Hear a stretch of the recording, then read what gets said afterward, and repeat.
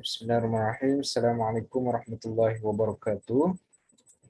Nama Bukia Sani, NIM 1713060081.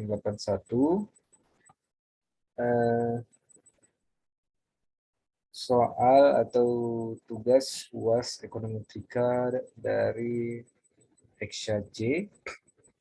Pada kesempatan kali ini saya akan bahas tentang pengolahan data menggunakan regresi panel, data regresi panel. Sebelumnya saya akan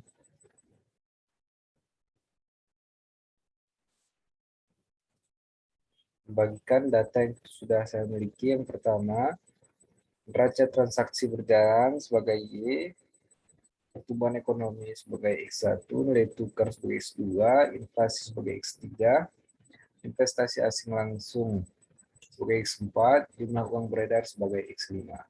Berikut data yang kita miliki dari 6 negara ASEAN dengan neraca transaksi berjalan sebagai X, pertumbuhan ekonomi X1, nilai tukar X2, inflasi X3, X4 investasi asing langsung, dan X5 jumlah uang beredar. Sebelumnya kita menggunakan data regresi panel. Tahapannya yang pertama pemilihan model regresi panel. Yang kedua, pada tahapan ini untuk mengestimasi parameternya kita menggunakan 3 teknik. Yang pertama common effect model, yang kedua fixed effect model, yang ketiga random effect model. Selanjutnya 3 uji untuk memilih teknik estimasi data panel, yaitu uji Chow, yaitu untuk menentukan apakah kita akan memilih frame atau chain yang paling tepat digunakan dalam mengestimasi data panel. Yang kedua, uji Hausman dilakukan apabila hasil uji Chow memilih frame sebagai model terbaik. Yang ketiga, uji Lagrange multiplier dilakukan apabila hasil uji Hausman memiliki RAM sebagai model terbaik. Selanjutnya, uji asumsi klasik menggunakan yang pertama, uji heteroskedastisitas. Uji asumsi klasik ini hanya digunakan apabila terpilih jam atau frame, maka uji asumsi klasik harus dilakukan meliputi uji heteroskedastisitas dan uji multikolinearitas. Sedangkan jika yang model yang terpilih berupa RAM, maka tidak perlu dilakukan uji asumsi klasik. Selanjutnya yaitu uji heteroskedastisitas, digunakan untuk melihat apakah residual dari model yang terbentuk memiliki variasi yang konstan atau tidak. Yang kedua, uji multikolinearitas dilakukan apabila saat model regresi menggunakan lebih dari satu variabel bebas. Yang ketiga, uji kelayakan model. Yang pertama, menggunakan uji hipotesis, uji R, dan uji T. Selanjutnya, koefisien determinasi mencerminkan seberapa besar variasi dari variabel terikat Y dapat diterangkan oleh variabel bebas X. Yang terakhir, interpretasi model. Ini dilakukan pemilihan model. Setelah dilakukan pemilihan model, pengajuan asumsi klasik, dan kelayakan model, maka tahap terakhir melakukan interpretasi terhadap model yang terbentuk. Baik, kita langsung saja masuk ke program EFUSE-nya.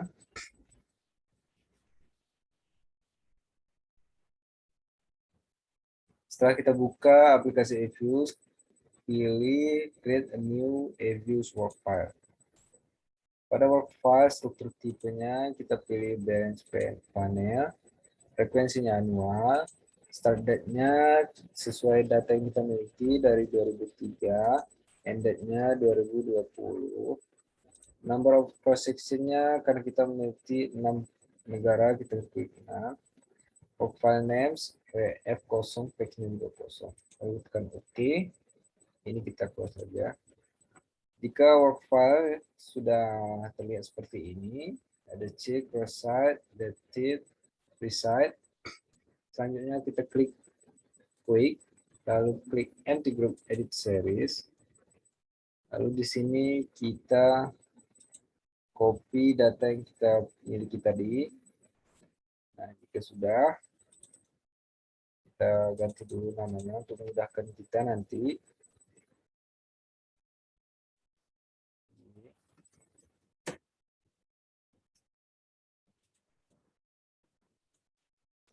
Ini sebagai X1. Ini sebagai X2.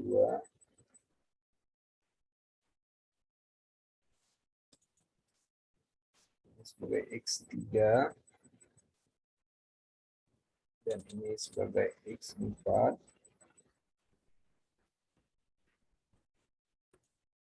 Dan ini sebagai X5.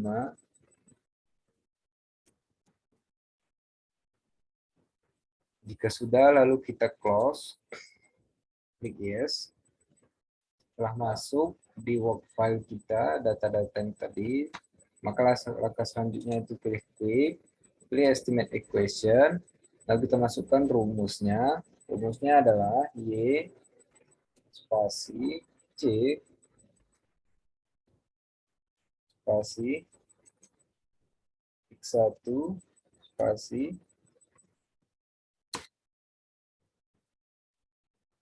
log X2, dikarenakan X2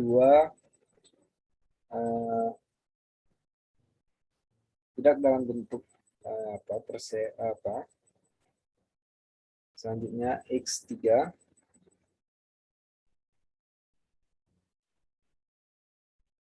X4 spasi X5.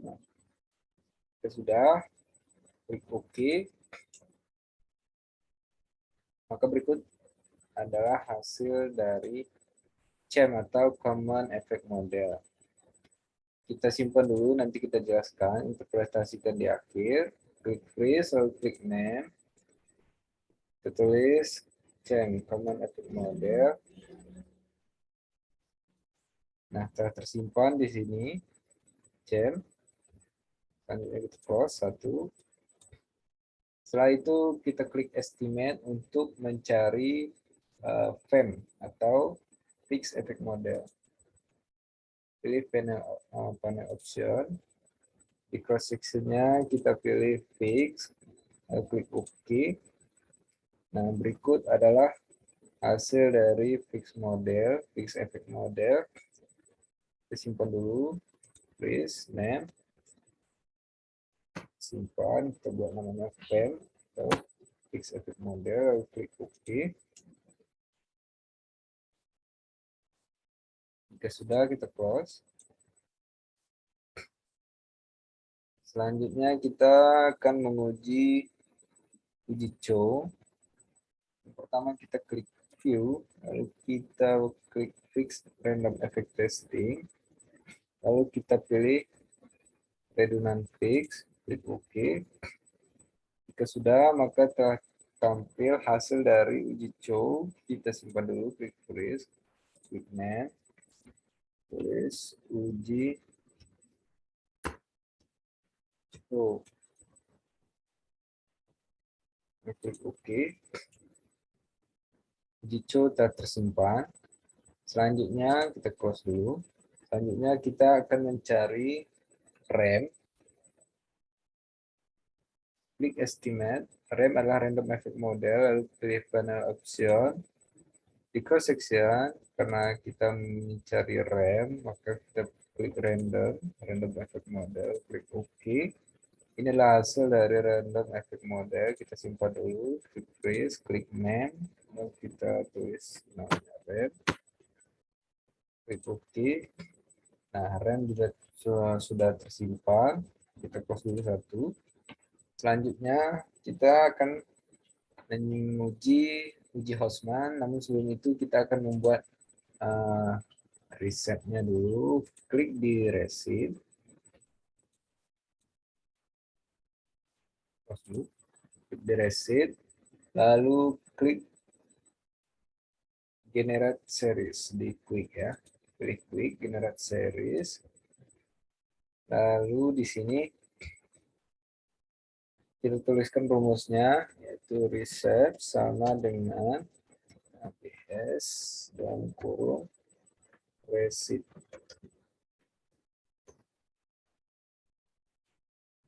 Klik OK. Nah, setelah tampak, berikut adalah risetnya. Kita close lagi. Lalu setelah itu kita akan menguji Hostman. Kita tampilkan lagi, klik. Kita pastikan dulu, klik estimate, klik final option. Nah, masih di random, bagus. Langsung klik OK. Selanjutnya kita klik view. Kita pilih fix random. Kita pilih Houseman test. Correlate random effect Houseman test. Nah, berikut adalah hasil dari uji Houseman. Kita simpan dulu. Freeze, name, uji Houseman. Lalu klik OK. Kita close dulu satu. Selanjutnya kita akan menguji heteroskedastisitas. Uji heteroskedastisitas pada riset. Kita klik, lalu kita pilih estimate equation. Kita masukkan rumusnya yaitu riset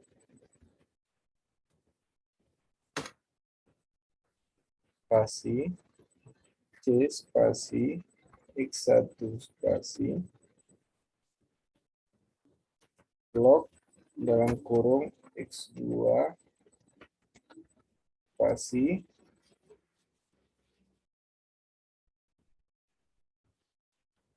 X3 spasi X4 spasi X5.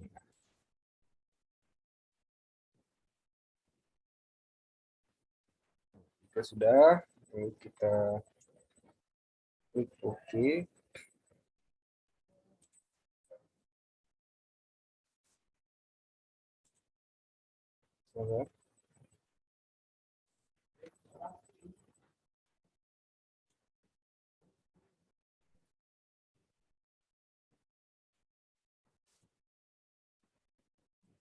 Berikut adalah hasil dari uji heteroskedastisitas. Kita simpan dulu. Oke.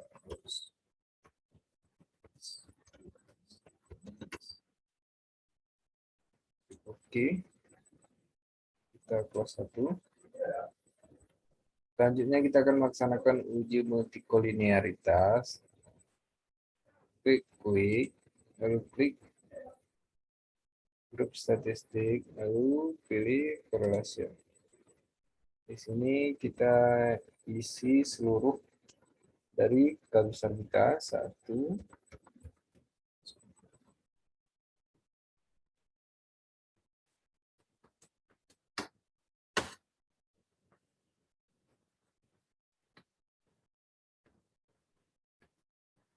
sudah, klik OK. Itu adalah hasil dari uji multikolinearitas. Kita simpan dulu, freeze,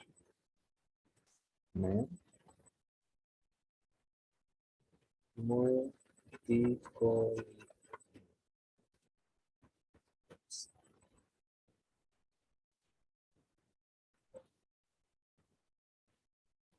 Klik OK. Baik, telah selesai. Selanjutnya kita akan menginterpretasikan hasil dari pengolahan data yang telah kita lakukan. Yang pertama yaitu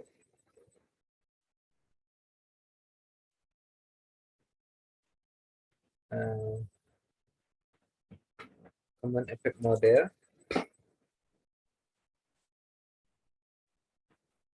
Pada common effect model, angka konstantanya yaitu min 1,78. Min 1,78 yang artinya bahwa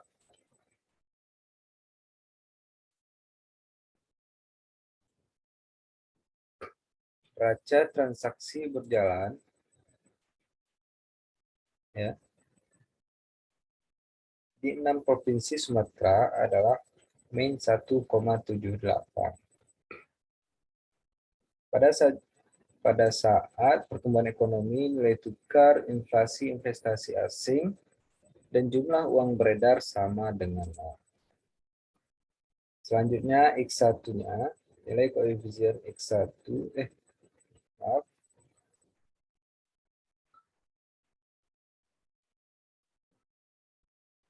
ya, nilai koefisien X1 sebesar 0,48, yang artinya bahwa neraca transaksi berjalan meningkat sebesar 1%, maka kemiskinan, maksud saya, apabila pertumbuhan ekonomi meningkat 1%, maka neraca transaksi berjalan di 6 negara di ASEAN akan turun maksudnya akan meningkat sebesar 0,48. Selanjutnya di X2, nilai koefisiennya min 0,11. Yang artinya bahwa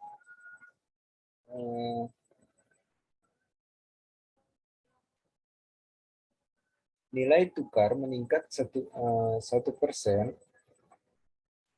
Apabila nilai tukar meningkat sebanyak 1%, maka neraca transaksi berjalan akan menurun sebesar min 0,11. Selanjutnya X3-nya min 0,16, yang artinya bahwa apabila inflasi naik sebesar 1%, maka neraca transaksi berjalan akan turun sebesar min 0,16. Selanjutnya X4-nya min 1,27. X4-nya itu investasi asing langsung. Apabila investasi asing langsung naik sebesar 1%, maka neraca transaksi berjalan akan, di sini kita lihat, akan turun sebesar min 1,27. X5-nya yaitu jumlah uang beredar. Apabila jumlah uang beredar meningkat 1%, maka neraca transaksi berjalan akan turun sebesar 0,00671. 0,00. Lalu selanjutnya R squared yang didapatkan adalah 0,556731,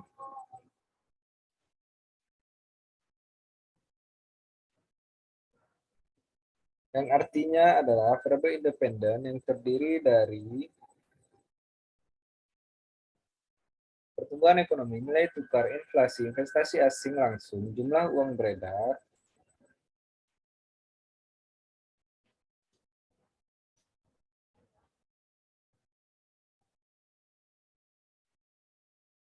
berpengaruh secara signifikan terhadap variabel dependen, yaitu neraca transaksi berjalan.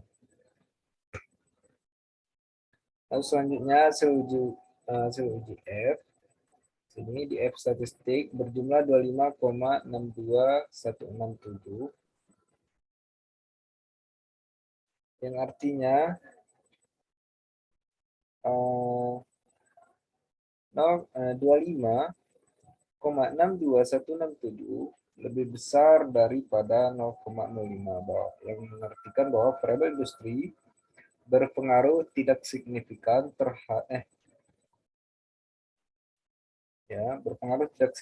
terhadap variabel dependen, yaitu neraca transaksi berjalan.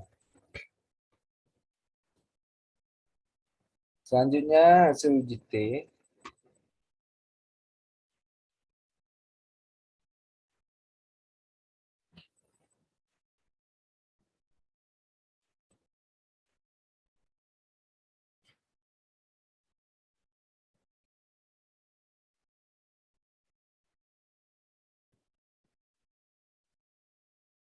Baik, kita close. Selanjutnya pada FEM, kita lihat nilai konstantanya, koefisiennya min 3,68.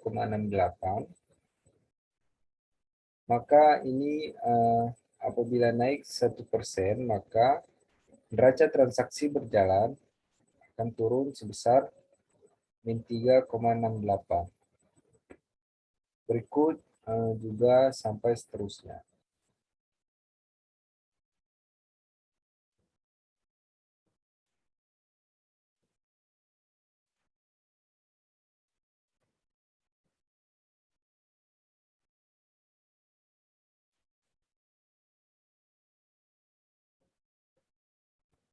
Baik, kita close dulu ya. Selanjutnya pada uji frame,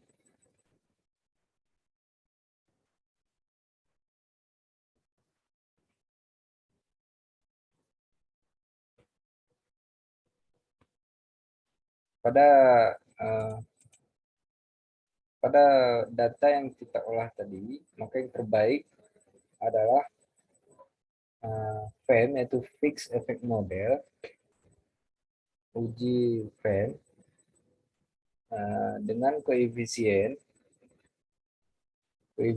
min 3, C-nya konstantanya min 3,68, X1-nya min 0,54, X2-nya 0,24, X3 min 0,21, X4-nya min 0,96, X5 0,00.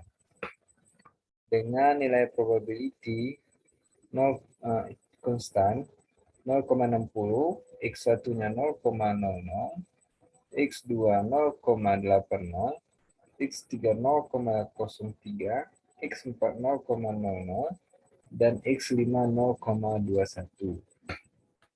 Dengan R square 0,583372, ya, membuktikan bahwasanya pengaruh variabel independen, yaitu pertumbuhan ekonomi, nilai tukar inflasi, investasi hasil langsung, serta jumlah uang beredar, memiliki pengaruh yang signifikan terhadap memiliki pengaruh 58,3372% terhadap neraca transaksi berjalan dan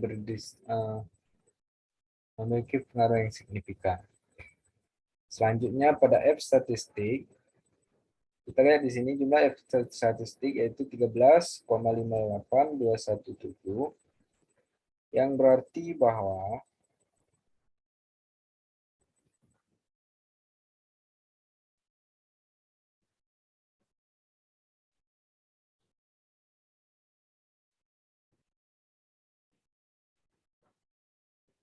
nilai signifikannya 13,58 dengan tingkat kepercayaan 95% atau 0,05, sehingga 13,58217 lebih besar daripada 0,05, yang artinya bahwa variabel independen yang terdiri dari pertumbuhan ekonomi, nilai tukar, inflasi, investasi asing langsung, jumlah uang beredar, dan jumlah uang beredar berpengaruh tidak signifikan terhadap variabel dependennya, yaitu neraca transaksi berjalan. Pada negara ASEAN, 6 negara ASEAN, yaitu Indonesia, Filipina, Vietnam, Laos, dan Myanmar dan Kamboja. Myanmar dan Kamboja, ya. Selama periode 2003 hingga periode 2020. Selanjutnya uji klasik, ya. Pada uji klasik yang pertama uji heteroskedastisitas, kita lihat bahwasanya nilai konstannya, koefisiennya, maksud saya nilai probabilitasnya 0,14, lebih kecil, maksudnya lebih besar dari nilai 0,05. X1 0,87 nilai probability-nya, yang artinya lebih besar dari 0,05. X2 nilai probability-nya 0,69, lebih besar dari 0,65. X3-nya 0,20 adalah probability-nya, yang artinya lebih besar dari 0,05. X4 memiliki nilai probability 0,01 yang artinya lebih kecil dari 0,05. X5-nya 0,19, nilai probability-nya 0,19 yang artinya lebih besar dari 0,05. Jadi semuanya berpengaruh signifikan terkecuali X4, yaitu investasi asing langsung terhadap neraca transaksi berjalan.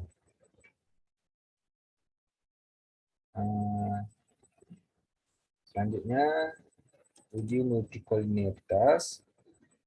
Ya, ini pada ini ya, VIOV ini.